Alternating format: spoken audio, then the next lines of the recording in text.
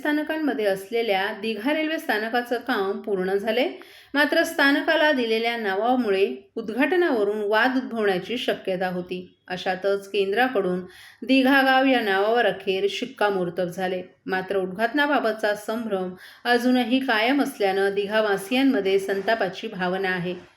तत्कालीन खासदार संजू नाईक यांच्या काळात दिघा रेल्वे स्थानक उभारण्याची मागणी करण्यात आली होती, तर खासदार राजन विचारे यांच्या काळात सन 2016 मध्ये रेल्वे स्थानकाच्या कामाचं भूमिपूजन झालं. 2018 मध्ये स्थानकाच्या कामाला प्रत्यक्षात सुरुवात झाली, परंतु गुगल तसंच महसूलमध्ये नोंद असणाऱ्या दिघे नावाचा फलक प्रस्तावित रेल्वे स्थानकाच्या ठिकाणी लावण्यात आल्यानं स्थानिकांनी दिघ्याऐवजी दिघा असं नाव देण्याची मागणी रेल्वे प्रशासनाकडे केली होती. त्यानुसार तसा फलक लावण्यात आला, परंतु पश्चिम बंगालमधील एका रेल्वे स्थानकाला असल्यामुळे दिघा हे नाव पुन्हा देता येणं शक्य नव्हतं. त्यामुळे पुन्हा दिघा रेल्वे स्थानकाच्या नावावरून वाद निर्माण होण्याची शक्यता होती. अखेर आमदार गणेश नाईक यांनी मुख्यमंत्री एकनाथ शिंदे, उपमुख्यमंत्री देवेंद्र फडणवीस यांच्याकडे हा विषय मांडताना राज्य सरकारनं दिघा गाव स्थानक नामकरणाचा प्रस्ताव मंजुरीसाठी केंद्रीय रेल्वे प्रशासनाकडे पाठवला. त्यानुसार अखेर दिघा गाव रेल्वे स्थानकाच्या नावावर केंद्रानं शिक्कामोर्तब केलं असून तसा फलक लावण्यात आलाय. गेल्या काही महिन्यांपासून नामकरणाच्या वादात रेल्वे स्थानकाचं उद्घाटन रखडले. रेल्वे स्थानक होण्यासाठी खासदार राजन विचारे यांनी देखील वेळोवेळी रेल्वे स्थानकांची पाहणी केली आहे, तर आमदार गणेश नाईक यांनी देखील रेल्वे स्थानकाचा दौरा केला होता. तर शिवसेना शिंदे गटाचे विजय चौगुले यांनी देखील रेल्वे स्थानक सुरू करण्यासाठी मागणी केली होती. अखेर रेल्वे स्थानकाच्या नावाचा वाद जरी आता मिटला असला तरी उद्घाटनावरून श्रेयवाद सुरू असल्यानं स्थानक सुरू करण्याची मागणी प्रवाशांकडून मात्र केली जात आहे. मैं घर घर जाके काम करती हूँ। मेरे हस्बैंड ऐसी बेलदारी मजदूरी करते हैं। पहले मैं टीके लगवाती थी, फिर ऐसा हुआ कि हम लोग काम करते थे, हमारा काम डाउन होने लगा, फिर हम गांव चले गए। फिर गांव से आए तो हम दोनों काम में बिजी हो गए। एनम दीदी हमारे एक दिन घर आई, उन्होंने कहा कि मुझे कार्ड दिखाओ। फिर उन्होंने देखा उसमें कुछ टीके छूटे पड़े। आस पड़ोस में जितने भी बच्चे हैं उनके घर पर गए, उनकी मम्मी पापा से बोले जो जो बच्चे छूट गए हों वो बच्चे अपना टीका लगवा लें। अब हम लोग सारी लेडीज मिलकर बच्चों का टीका लगवा के आए। हम तो भूल गए थे कि हमारे बच्चे का टीका नहीं लगा, लेकिन सरकार ने भूली, हमारे दरवाजे पर आए और टीका लगाया। मिशन इंद्रधनुष।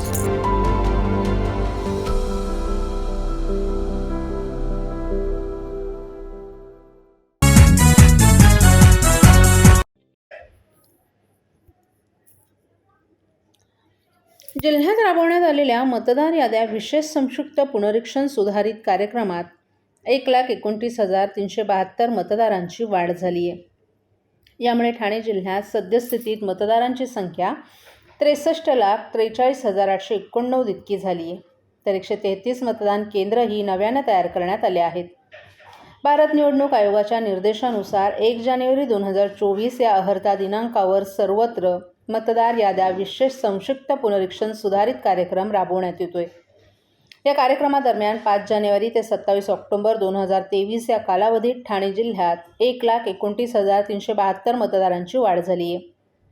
यानुसार ठाणे जिल्ह्यात सद्यस्थितीत मतदारांची संख्या 63,43,889 इतकी झाली आहे. तर 133 मतदान केंद्र ही नव्याने तयार करण्यात आले आहेत. निवडणूक आयोगाच्या निर्देशानुसार ठाणे जिल्ह्यात 5 जानेवारी ते 27 ऑक्टोबर या कालावधीत मतदार याद्यांच्या विशेष संक्षिप्त पुनरीक्षण कार्यक्रम राबवण्यात आला. या कार्यक्रमाअंतर्गत नवीन मतदारांची नोंदणी करणं, छायाचित्र नसलेल्या मतदारांचं नाव यादीतून वगळणं किंवा त्यांचं छायाचित्र जोडून घेणं, स्थलांतरित आणि मृत मतदारांची नावं यादीतून वगळणं यांसारखी कामं करण्यात आली. तसंच भारत निवडणूक आयोगाच्या निर्देशाप्रमाणे घरोघरी भेटी देऊन मतदारांच्या पडताळणी दरम्यान ठाणे जिल्ह्यातील अंदाजे 15,16,853 इतक्या घरांना मतदान केंद्रस्तरीय अधिकाऱ्यांनी भेटी दिल्या.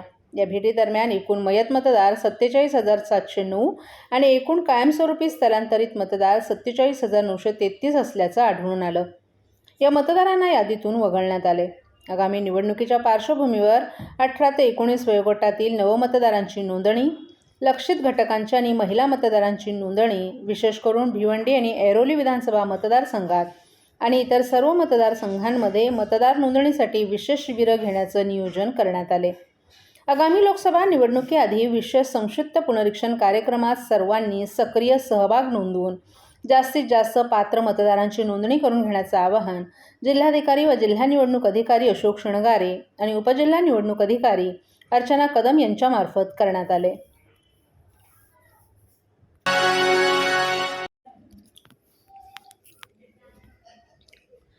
ठाणे पट्ट्यातील स्थानिक मच्छीमारांसाठी मासे मिळण्याचं हमखास ठिकाण असलेल्या खाड्या प्रदूषणामुळे नाल्यात रूपांतरित होत आहेत. या प्रदूषणामुळे खाड्यांमधील 48 मत्स्य प्रजाती नष्ट होण्याच्या मार्गावर असून चिंबोरी, कालवे, मांदेली या मासळींचा त्यात समावेश आहे. या खाड्यांमध्ये 1990 या वर्षांपेक्षा 30 ते 40% मासळी उपलब्ध असल्याचे एका अहवालातून समोर आले. खाडीत आढळणारे मासे विशिष्ट पद्धतीचे असतात. हे मासे छोट्या स्वरूपाचे असून ते प्रामुख्यानं किनाऱ्याजवळच सापडतात. मात्र खाडी किनाऱ्यावरील वाढत्या प्रदूषणाचा परिणाम तेथे आढळणाऱ्या मत्स्य जातीवर होत आहे. एका अभ्यासानुसार मुंबईतील खाडी क्षेत्रातील जवळपास 48 प्रजाती नष्ट होण्याच्या मार्गावर आहेत. मुंबई, ठाणे, नवी मुंबई ही प्रामुख्यानं खाडीची क्षेत्र आहेत. 1990 नंतर सुरू झालेली विकास कामं आणि CRZ कायद्यानुसार 500 मीटरपर्यंत बांधकामांवर असलेली बंधनं शिथिल झाल्यानं त्याचा परिणाम झालाय. पर्यावरण अभ्यासकांच्या मते प्रदूषण पातळीत मोठी वाढ झाली आहे. माशांच्या अंडी देण्याची ठिकाणं चिखल आणि रासायनिक कचऱ्यानं भरली आहेत. त्यामुळे संवेदनशील असलेले मासे तेथे अंडी घालत नाहीत. त्याचाच परिणाम म्हणून खाडीत आढळून येणाऱ्या अनेक मत्स्य प्रजाती कायमस्वरूपी नष्ट होतील.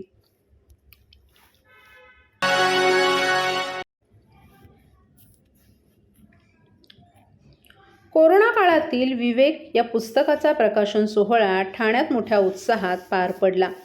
ठाण्याचे तत्कालीन पोलीस आयुक्त आणि सध्या मुंबईचे पोलीस आयुक्त असलेले विवेक फणसाळकर यांच्या प्रभावी नेतृत्वाखाली कोरोनाच्या अतिशय खडतर आणि आव्हानात्मक काळात स्वतःच्या प्राणाची पर्वा न करता अतिशय उल्लेखनीय कामगिरी पार पाडली. कोरोना काळातील त्या सर्व भावनिक आणि रोमांचकारी अनुभवांना कोरोना काळातील विवेक या पुस्तकांमध्ये साधना योगेश जोशी यांनी शब्दबद्ध केले.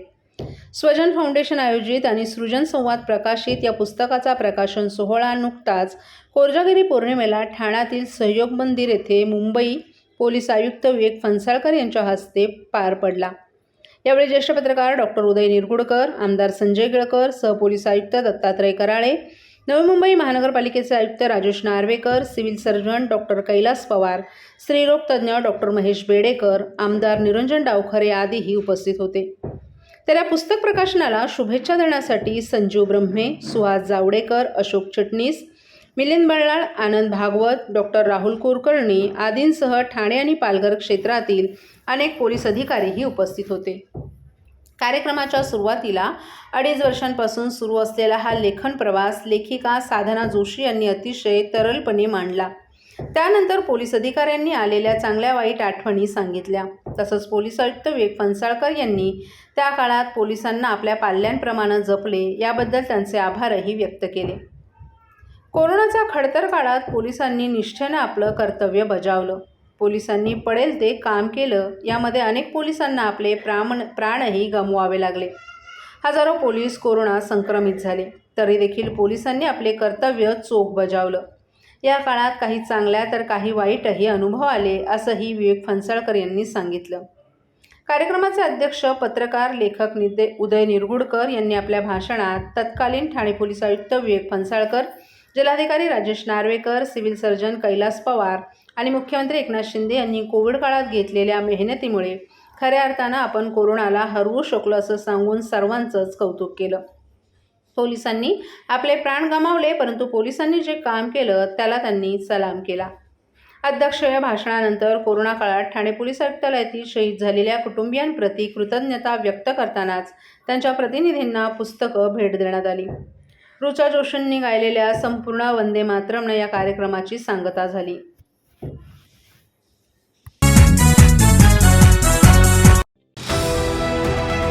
TJSB सौर शक्ती कर्ज, गो ग्रीन, करा वीज बिलावर बचत.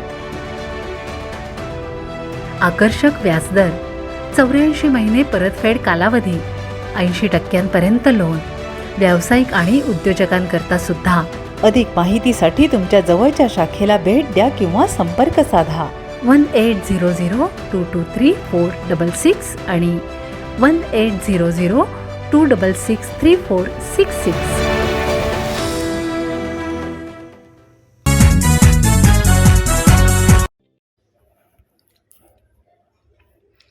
राष्ट्रवादीचे महाराष्ट्र प्रदेशाध्यक्ष अजित पवार गटाचे खासदार सुनील तटकरे यांना ठाण्यात मराठा समाजाच्या नेत्यांनी काळे झेंडे दाखवले.